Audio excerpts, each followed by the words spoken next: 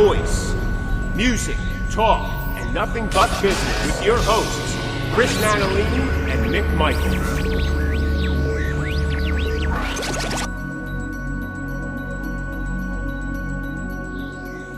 Hello, everyone, and welcome to the Cosmick Voice. This is Season 3, Episode 14. I am here with my co-host, Chris Nanolini. Hey. What's going on?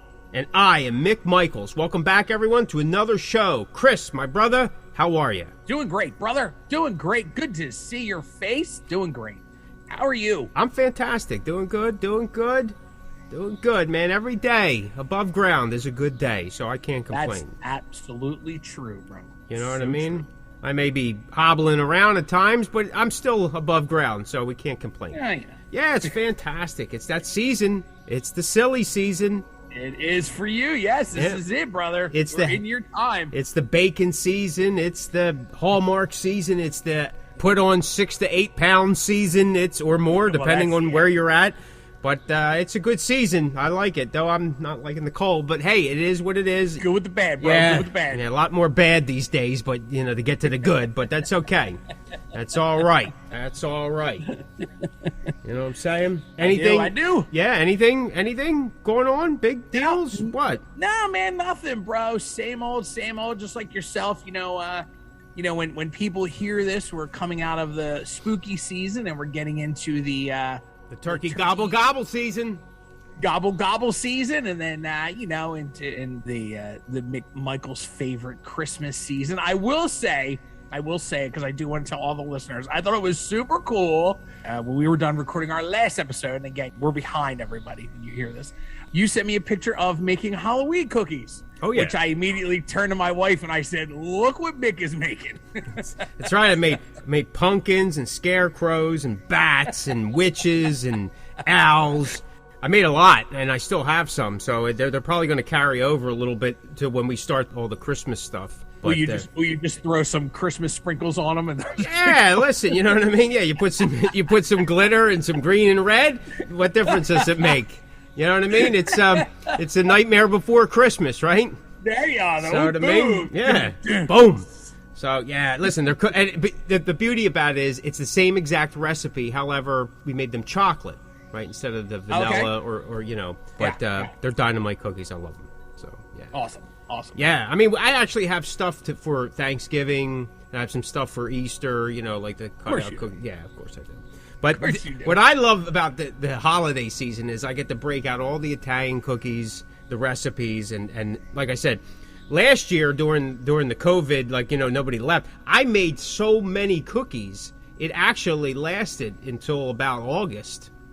I remember you saying that. You said that on the show before, yeah. So, because, what was there to do, right? So, I was for weeks on end just making cookies. I go, hey, I want to try this. So, I got a couple new recipes and some ones that I want to try. And then there's some ones that I had been spending the last couple of years trying to find. I remember as a kid, and I started talking to some friends and family. I said, hey, you remember those cookies that your mother used to make? And did she write it down anywhere? And some people were like, I don't know, nothing, because a lot of times they didn't write it down. They just had it in their head, right? So I was like, because I really would like to find those cookies. And do you remember what they were called? Nah, this, that. So I got a couple that were maybe close to it. And I kept saying, nah, I don't think that's it. But just last week, I came across, I think, what it is the real. It's a Sicilian cookie, and I'm really excited about it. So I'm going to keep it under wraps until I do it, because I don't want to get so excited and then I blow it. But we'll see. But I'll let you know. Absolutely. And I do also, before we go any further, I do want to say that I also, because our listeners got to hear this too. So I just had a birthday, and on my birthday is November 1st, Day of the Dead. And you and I were talking, and you had said, what do you guys, we were talking about what I was doing for the afternoon. I was telling you my wife is taking me out for Mexican. We were going to Philly. We were going to go to this cool Mexican restaurant. And you, sir, were home celebrating Day of the Dead, making Mexican. Yeah. Oh, yeah. So we had taco, chicken tacos, but we also make the bread. I can't remember the Spanish of it. I'm horrible with English, but I always called it dead guy bread. So we make that. We start it the day before because it takes hours on hours to rise. Oh, is that right? Yeah. Is that right? And then we like to braid it. So we braid this big, the thing, and then we glaze it with the egg and the cinnamon and all. I mean, it's gigantic, But we had it yesterday. I had some today. I'll have, in terms of when we actually did it, you know what I mean? And then so we'll have it for like a week and a half or so, or it probably be gone in a couple days. But sometimes my wife hides some of it, like, you know what I mean, so that it. Like, oh man, it's gone, right? And then, like, then we're surprised on the weekend. Okay, surprised because you have some left. Yeah, we have some left. Okay, she has to kind of do that around here because it's like, it's like vultures. Awesome. You know what I mean? So yeah. All right, let's get cracking here. Another show. So here tonight we're going to discuss: are there too many genre classifications, making it harder for both the bands and the fans to find their place in the music world? Again, are there too many genre classifications? I mean, there's genres and subgenres and subs of subs and so on and so forth. Is it making it harder for bands and fans to find their place? Chris, what do you think, buddy? Man, I'm going to go back to when we were kids and there was heavy metal, right? And then it got to hair metal or glam metal. And back then, or, then it became thrash metal. And back then it was like, especially the guys like you and I who were...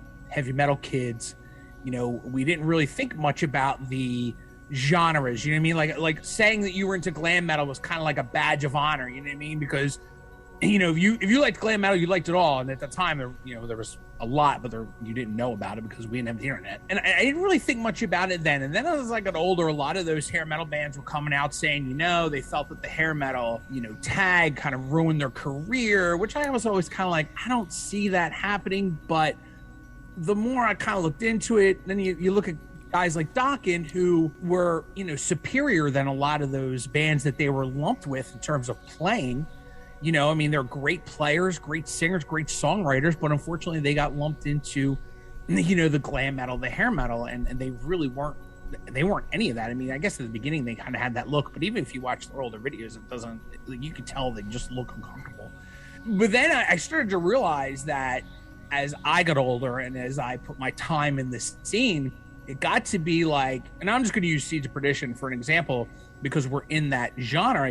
People consider us death metal back when I first joined the band. And then, it was 7-8 years ago. And then as time has gone on in 2020, now we're considered death thrash because we have thrash metal elements. And then I just started to realize that like there are so many genres of, we'll say metal because you and I are heavy metal kids. There is just so many genres of music, and not that I don't mind the death thrash tag. I just don't understand it because to me we're death metal. I mean, it's just what we are. We may not have elements of, say, your Cannibal Corpse kind of death metal, but technically we're death metal. But we have some thrash metal elements, and then it gets super, super insane when it comes to bands, because then you got gore grind, then you got grindcore, then you got, I don't know, gent or whatever the hell it's called, and it's so unbelievably amazing to me. I think that bands definitely get lost in, and I don't know what your opinion is, obviously we'll find that out. I do think that bands really, really get lost in that shuffle because you and I always talk about, and we've talked about on the podcast before, that people's attention spans aren't very long, right? What was the last thing you read? 6 seconds, 8 seconds, I think it was. Yeah, right? between Something 6 like and that. 8 seconds. 6 and 8 seconds. If you go into Bandcamp, and Bandcamp especially, because when you and I talked about doing this subject, I immediately went to Bandcamp, because when I do try to find out new artists, I instantly go to Bandcamp and I, go to metal, and there are a million subgenres of metal, and I just don't have the time to sit and go through every subgenre. You know what I mean? Like, should there be genres? I guess there has to be, right? I mean, I guess there doesn't have to be, but I get it. You got your heavy metal, you got your doom metal, your glam metal, your death metal, your thrash metal, and whatever kind of metal. But then you start breaking down all these subgenres, it gets insane to me, man. Insane to me. So to answer the question, I know it's a long-winded to answer, but to get to the question, I really, truly believe that getting tagged or getting thrown into a genre of music, especially a smaller subgenre of music, it definitely hurts that artist and or band, because there are just way too many of them, and more keep coming out, and it doesn't make any sense to me. I would agree. I'm going to backtrack too. I'm going to start, like, again, when I was growing up, both as just, as a person and growing into the music, it was just music to me. Yeah. Right? I didn't really take stock in, well, this is this particular music and this is this particular music. However, that's not to say that I wasn't aware of the fact that this was heavier and this wasn't. This was more danceable and this wasn't, and so on and so forth, right? I mean, there was the idea of, hey, this is mainstream.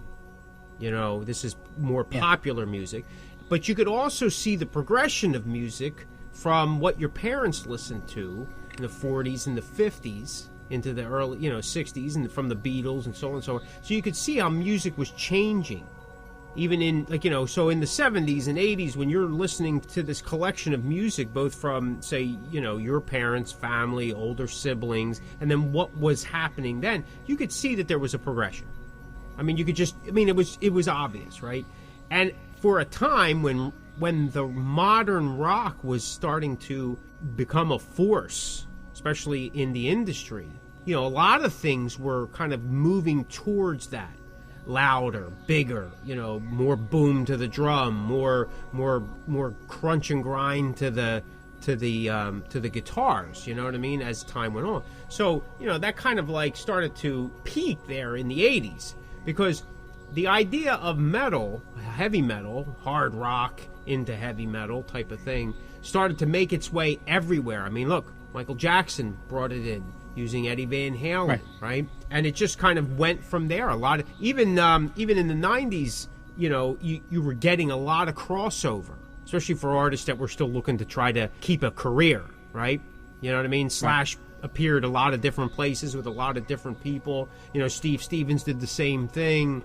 Right. And, hey, rightly so, right? What's wrong with that? Nothing wrong with it. But coming up, even playing in bands in the 80s, I never really thought about it. Like, I never really broke it down to, like, it's like, hey, I played heavy metal. I liked heavy metal. I gravitated towards heavy metal. That's what it was. I didn't play dance music. It wasn't Elvis music or Beatles music. It was heavy metal. And then, say, 85, 86, now you're talking right at the cusp before the big explosion happened because of MTV and everything. You go back 10, 15 years, and Black Sabbath in 85 was still considered heavy metal. Right. Even Led Zeppelin, by some standards in 85, were kind of thrown into heavy metal, even though it was like a hard rock, right? So you were listening to Dio because it was a progression from Black Sabbath with Ozzy, Black Sabbath with Dio, and then Dio on his own. And, and then also Rainbow was involved in there. Like, it was just this thing. It was just Deep Purple, even though... So there was all this stuff happening, and at a point it was just like, hey, this is the music I listen to. And it was very diverse, and people respected it a little bit more in terms of as a fan and as what the people around you were listening to. You see what I'm saying? So that when a new band came about, like say in 85, right? Like I think it's right around when Poison started to pop out. Because I remember when I first seen the album, before I seen or heard anything else from them, I remember being in the record store and I was like, is this a guy group or is it a girl group? I mean, honestly, I was just like, I knew immediately just by the look that it was probably along the lines of heavy metal. Right? But I really was. And I remember staring at the cover and I go, well, I think this is a guy and this is a guy. I don't know about these two guys, though. You know what I mean? I mean, like, I'm not sure. I mean, they could be either they're really ugly or these guys are, I don't know. So then that explosion. And I do know, and I know you had mentioned it just a little bit ago, that a lot of bands were angered after a certain point that they got lumped in with all these other groups. Yeah. Because it became like a catch-all phrase. It became a catch-all phrase after the 80s, right? Yeah. Oh, yeah. Right? Yeah. And it really was from that middle of 87 on to about 91, 92. That's kind of where it fell into. And like you were saying, unfortunately, there was a lot of bands that kind of had to go the route just to compete. Now, like a band like Dokken, they were around before. right? Yeah. I mean, you're talking Don Dokken doing stuff in the 70s, bringing people up through the ranks, getting them recorded, with his own stuff. He was already doing stuff overseas, making a big splash, right? So that look that they had with the striped shirts, maybe the tighter pants and the bandanas, well, that was the look, right? That was kind of like that rebel rough kid Los Angeles type of look. So, I mean, it was, but then when that big hair started coming out and the hairspray and everybody was getting extensions and the makeup got a little bit more, now listen, again, I mean, Elvis wore makeup, the Beatles wore makeup, there was like, Little Richard wore makeup. I mean, so, well, I mean, you may not want to count him, but anyway, my point is it's been around. So, yeah, Bowie was wearing makeup. Bowie was wearing makeup. So, I mean, what are you going to do? I mean, that's just part of the look. But these guys were, as the 80s progressed, it became excess. So the music and the look reflected that. I mean, Dio was quoted to say, and there's an interview you can find on YouTube, where he blames, like, Poison for destroying what he felt was heavy metal and where it was going. Mm-hmm. And, but listen, even Dio kind of fell into it a little bit. He got a little bit more colorful, the Lock Up the Wolves type of thing, with the pink kind of chartreuse kind of whatever colors, and everybody used a little bit more hairspray and got tighter spandex. I mean, we were all, to it. I mean, so what are you going to do? But again, at the same time, and I know I'm kind of backtracking here, it was just all music to me. It was the music that we all listened to.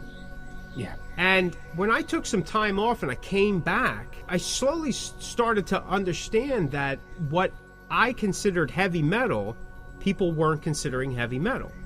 And apparently, heavy metal that I think is heavy metal isn't even considered heavy metal anymore.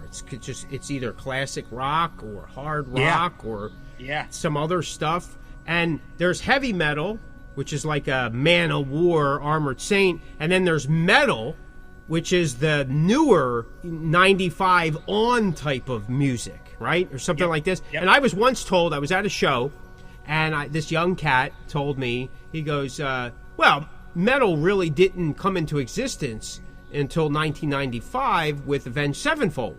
And I was like, what? I go, what about Ozzy? And, well, that's not really metal. That was just more like, like hard rock. Classic stuff. And I'm like, yeah, but I mean, Ozzy's, he's still recording and he's still releasing, and that stuff's pretty, heavy. And I mean, for whatever it is, you know what I'm saying? And I was like, well, you couldn't fight it. So I think that there is way too much classification, and I think really it's about algorithms, it's about the numbers, it's about crunching numbers, and what it is to me, it's about, like you said, it's a 6 to 8 second to grab someone's attention and get them to do something, because if you can't get them to buy that fast, they're just going to move on. If they got to search too long for it, if they got to, rummage through too much stuff, they're going to miss a sale. So what they're doing is niche marketing the music so you could funnel down the buyer much quicker. That's my personal opinion.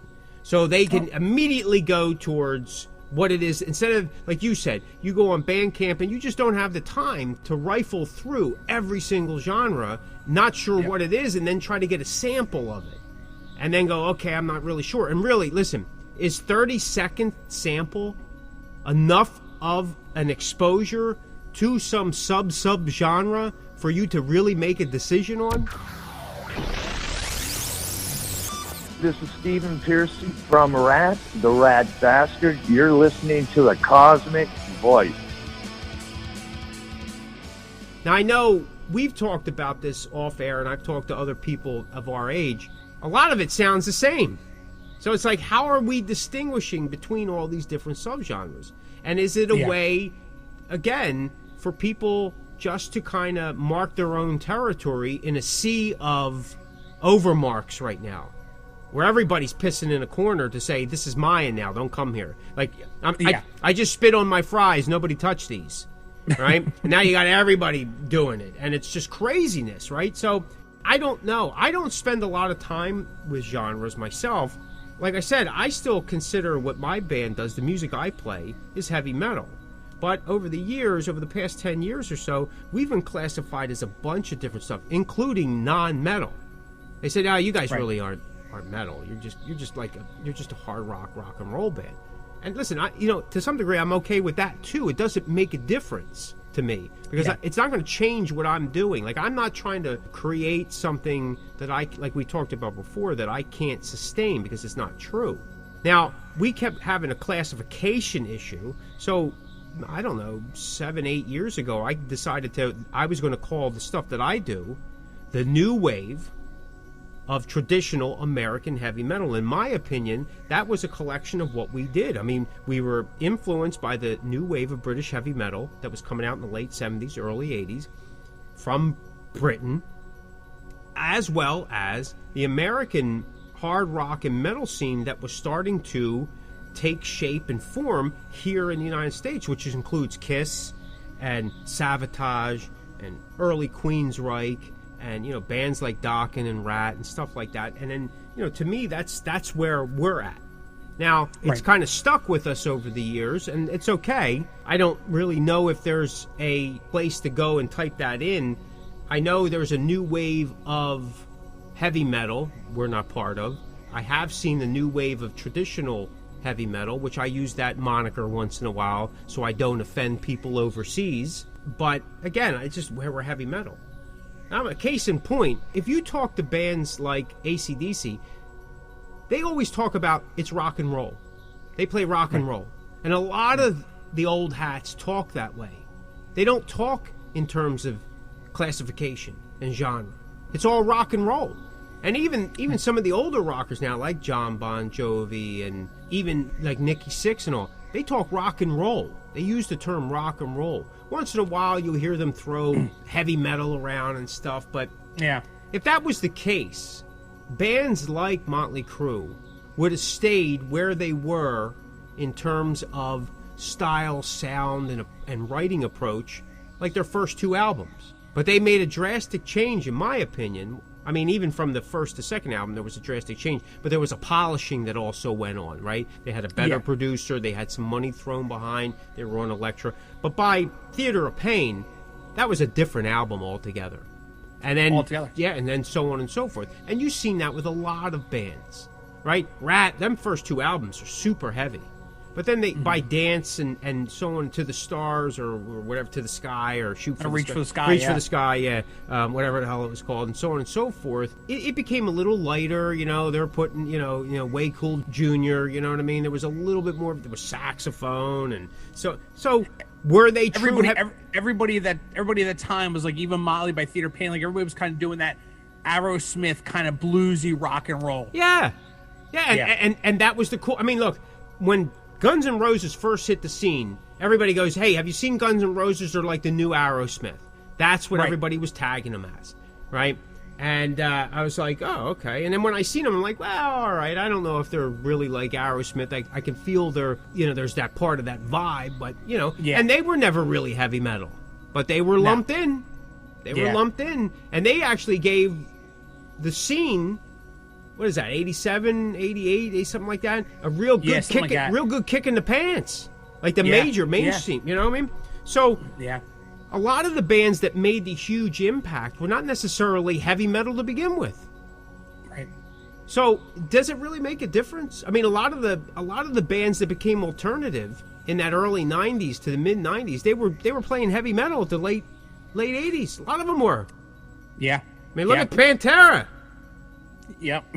Right? I mean, I know everybody likes to make fun of that stuff, but, I actually like that stuff better than I like the other stuff. I was not a big Pantera guy. I just didn't, that just wasn't my thing. None of that 90s stuff was really my thing. I was still listening to the Judas Priest from the 70s. So, and it's 2021, and I'm kind of still I'm listening to Judas Priest from the 70s. So, I guess not much has changed for me.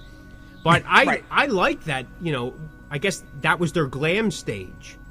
You know what I mean? It was good stuff, in my opinion. You know what I mean? It just, what are you going to do? You are listening to The Cosmic Voice with your hosts, Chris Natalini and Mick Michaels.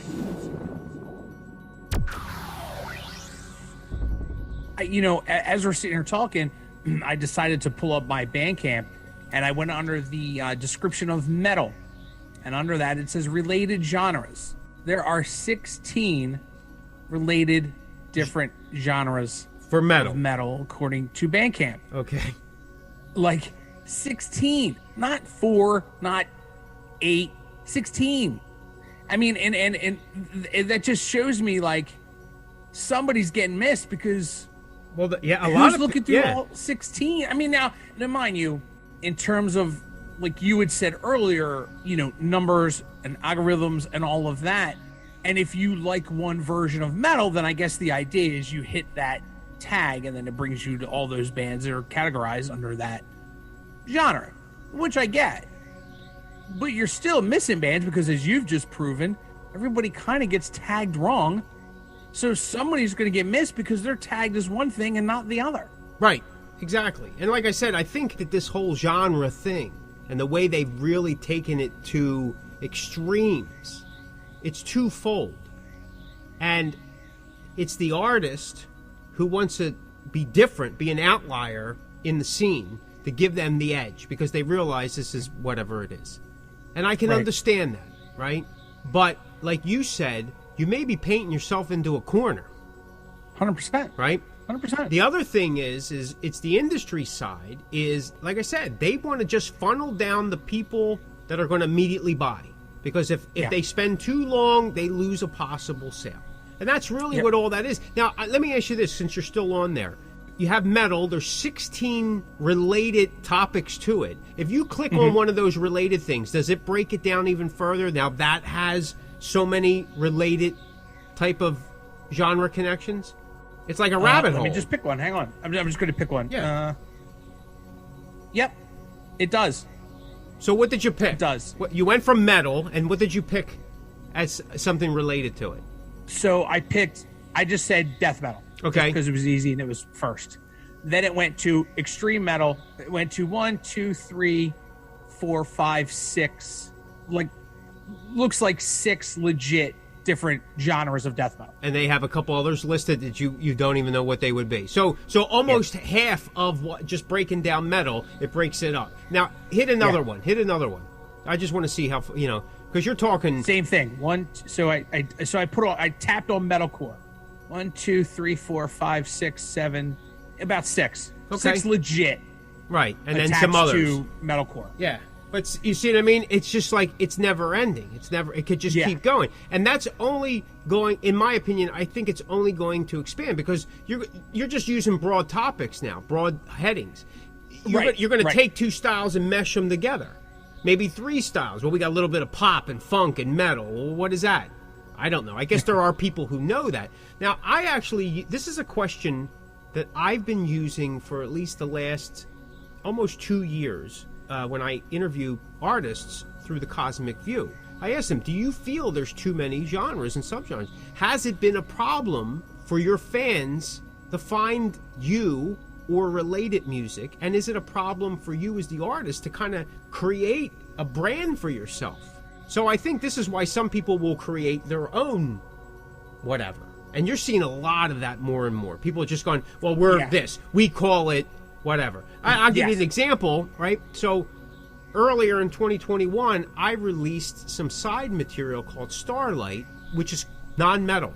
It was just stuff I was experimenting with, and someone challenged me to write some stuff, and it was like 5-6 years in the making. So it was literally like, I dilly-dally with it here, put it off the side. Finally, I got to a point, hey, I want to finish it up. Let me get this out. Different kind of singing, different kind of guitar playing, the whole bit. I couldn't figure out what it really was. It was just like a collection of just ideas and create. So I said, it's contemporary lounge rock. I just came up with a couple cool terms. Contemporary, well, it's kind of now, this is what I'm doing, but there's a throwback sound to it, because everything I freaking play is a throwback sound, because that's just the way it is.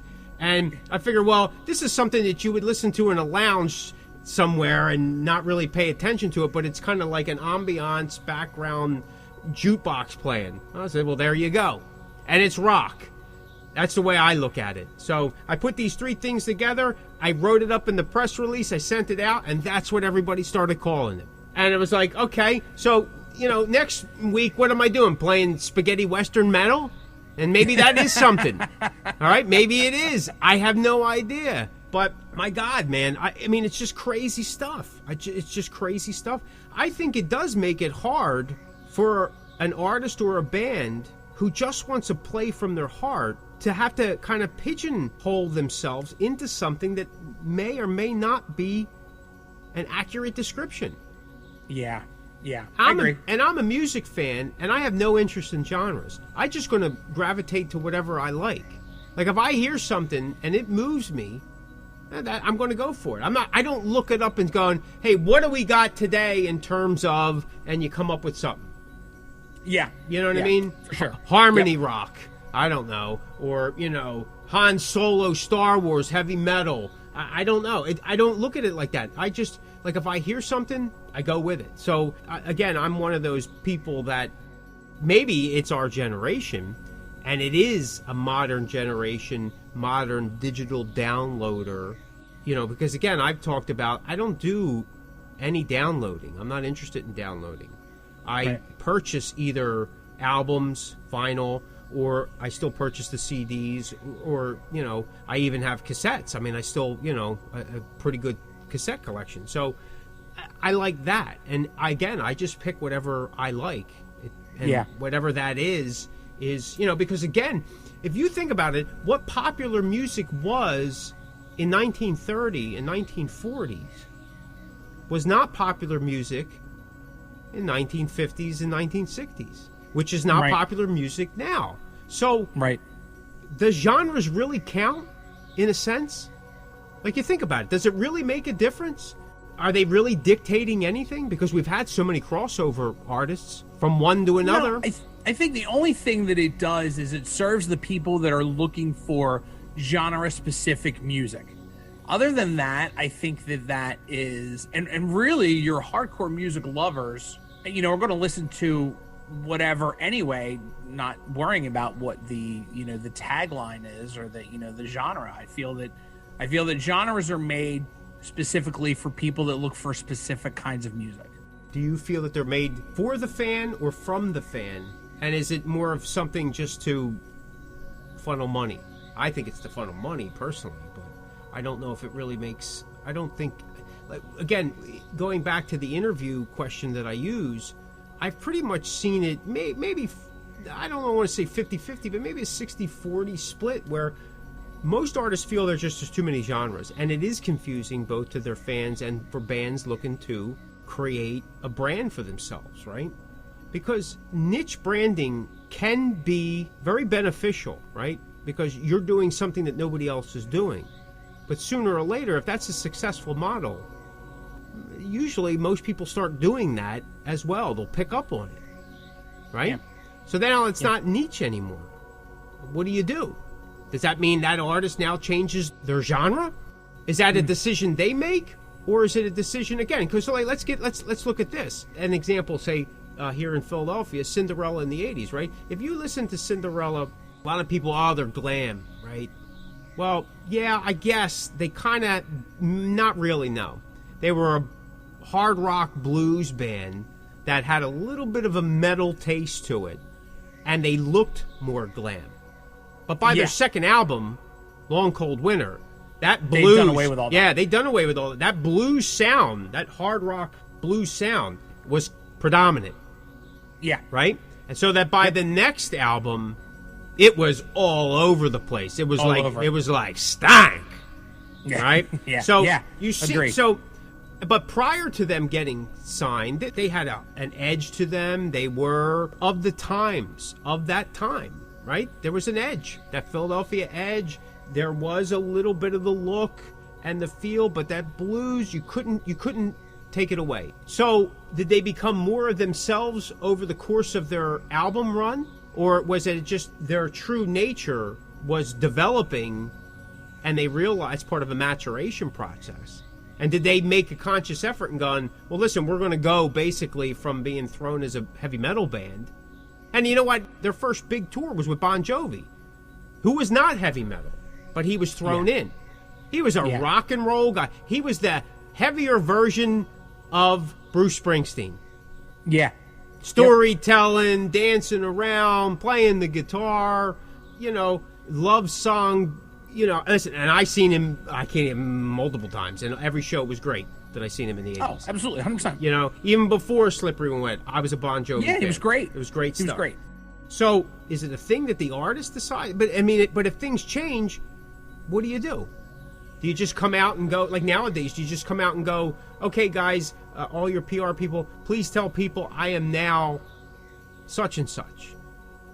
Do you know what I mean? It just gets to be, it seems to be something not worth the artist's time, and it takes away from the creativity, because the creativity it should just be whatever is working, whatever's starting to happen, whatever's developing, and you go with it. Now, I know there are certain bands that like to stick to a formula. I get it, and there's nothing wrong with that. But they've already made, that decision's been made from the get-go, right? Yeah. Accept is one of those bands. They stick to a formula and a sound, and it's there. And it works for them. AC/DC was another band. They stuck with it, right? Nothing wrong with that. Even as the times changed. Now, again, we're also talking about older bands. How does it work now for a younger band? I mean, is there any band that you would throw out there that says, okay, they're still doing what they started, I don't know, 95, or even Avenged Sevenfold changed their routine over the course of, 20 years. I mean, the first one that comes to mind, I think, would be, and they're an older band, but they've just decided to disband within the past few years, would be Slayer. I mean, they pretty much, they had a wonky record here or there, but they never really kind of strayed from what they did. I mean, pretty much, to me, in my opinion, every Slayer album kind of sounds like Slayer. Like, you know what I mean? There maybe a song here and there that they tried to do something a little different, but I think that for the most part, I think they pretty much stayed true. Once they changed from the early days, once they've matured and they found that sweet spot, I think they pretty much stayed with it through the rest of their career. Okay, I would agree. And just recently, Kerry King said that he thought that maybe they retired too soon. He thought that they still had more to do, and who knows? They may come back. I mean, everybody talks this way, and of course. So, and some guys, they jump ship too early because especially within the last 2 years, a lot had been going on. Maybe some people said, hey, maybe now's the best time to pack it up, because they thought, right. You know what I mean? Things change. Maybe sooner or later, the world will go back to some type of normalcy. I don't know. But I think this genre thing is here to stay, and I don't think it's going anywhere. Do I think it's hurting things? It may be hurting things for newer upcoming bands, for the independent bands. I think it makes it harder. I mean, again, bands at the top, whether they're playing or not, and they have a strong catalog, strong following, they come out every couple of years, nothing's ever going to change really for them, right? They have their audience, they have their sound, and really, most people are probably attached to the older catalog portions anyway. Yeah. But for the newer bands, the newer, younger bands, the independent bands, whatever, I think it's much harder, especially if this genre split classification continues. I think it's real difficult. And you're finding, here's the thing, you're starting to find, well, nowadays, everybody and their mother has a record company. Like every month now, there's like new record companies just popping up. They're all independents. They're boutiques. They could be do-it-yourself ones. They could just be in name only. It could be the artist themselves just, they're just doing their own stuff. But the thing is some of these are becoming genre-specific labels as well. Again, are you putting yourself into a box? Are you pigeonholing yourself, both now with the artist that you're taking, and as a business model company, you're relying on a smaller handful of people to keep you afloat? Yeah, it's true. So I seen an interview with the one guitar player from Kix, The Damage, and he said, when they were signed to Atlantic, and they were like, oh man, Atlantic, it's a big, he goes, they didn't even have a heavy metal division. He goes, they didn't have a heavy metal division until later in the 80s, that they actually put in like an office that you could go to discuss, specifically heavy metal. So he goes, for a long time, they just didn't know what to do with us. And I think that's what's happening with so many bands. Very true. And, and it's funny you say that, because I would never call Kix heavy metal. They're just another rock and roll band. Yeah, I agree with you. But they were lumped in. They were lumped in that whole thing, And that's okay, because, I don't necessarily see that to be a problem. They were big umbrellas. Oh, the yeah, time. yeah. At that time, they were big umbrellas. And listen, they didn't fight it. Nobody fought it at the time because that's what people wanted. But again, even then, I don't think people really got hung up on the difference between heavy metal and hard rock because there was, listen, you liked Testament and Poison. You were a Kiss fan from the 70s and the 80s, right? And you liked Bon Jovi. And you liked this. And you like, so we were all like that. I was an Overkill fan, right? I was an Overkill fan. And I liked, some of the, TKO and some of these types of bands. You know what I mean? I was a Striper fan, and I could listen, but we looked at it. It was all part of the same umbrella. It just was like maybe this one was a little higher up on the umbrella. This was a little, but it was all really the same because when you went to the concerts, everybody looked the same. We were just all one collection of people. Now I don't know, and I think now. Not to keep beating a dead horse, but I think besides it being a revenue generator or a revenue funnel to generate, I think it's something more for the younger people. And by younger, I mean 32 and under. Probably more heavier like for the, the teenage to college age students. To give them some kind of inclusion, right? Okay. Some individuality, right? To get them to spend or get them to get the people who are spending for them. Right? Because right now, that is the modern society who's on their phones and do the downloads. Everything's an app, right? Everything to me in my life is not an app. I hate the fact that, oh my God, I got to get another friggin' app just to do this. It just drives me nuts. You know what I mean? Can't we just, So that's where I'm thinking. I don't know. I'm not that impressed with all the genre things. It doesn't make a difference to me. It's not going to affect how I write or what I do per se, though I know that my particular style of writing and music is a niche market because it's not modern in the sense of today's model. Right. So, maybe I'm the one missing out because I haven't figured out the whole, matrix of the genre classification. But I came up through an era where it really wasn't that big of a deal. You know what I mean? If people couldn't tell who or what you were doing by the way you looked and sounded and the combination of the two, then I don't know. I have to say there were bands that looked a certain way and sounded completely different. So, you're like, oh, okay, so I don't know. And then there was always that one guy, look, you could tell that guy just wants to rock out and he's kind of being stuck in a corner here, but you can tell he's ready to rip up that guitar somehow. So, you know what I mean? I don't know. You know what I mean? And I don't know. Anything else you want to add? Did I miss something? No, I don't think so, man. I think that at times genres or subgenres are good. If you're one of those guys that strictly likes one certain kind of music, metal specifically, because I feel like that has the most. But in terms of it, I don't really think it's important, but I do understand it, and I do truly believe that some bands get lost in the mix because you just don't know where to put them, and maybe you put them in the wrong category. I agree. I think it's a fan service, and there are fans that want to stick that way. And if that's the way it is, that's fantastic. But there are, like you said, there are bands and artists that are going to get mixed up, lost, forgotten about, never seen. For an artist, I think that they just shouldn't even worry about it. You do what you do, and you'll find an audience. If your goal is to grab a niche audience and find that small circle of people to support what you do, then you go for it. If it's sustainable to you, I say do it. I mean, don't not do it. Do it. Take the chance, right? But if you're doing it just to kind of fit in, to me, that's not sustainable. You will run out of steam. And like Chris said, you will get lost after a while because there will be somebody 100%. That's going to do it way better and be more of a model or an example. So whatever it is you do, just do it and see what happens. Yep, 100%. All right. So if you like this content, check out some of our other shows at www.thecosmickvoice.com. Step into the Cosmickverse. You'll never know what you'll find. Thanks, everyone, for listening. This is the Cosmick Voice. Be sure to check us out at thecosmickvoice.com. Like and follow us on Facebook at The Cosmic Voice.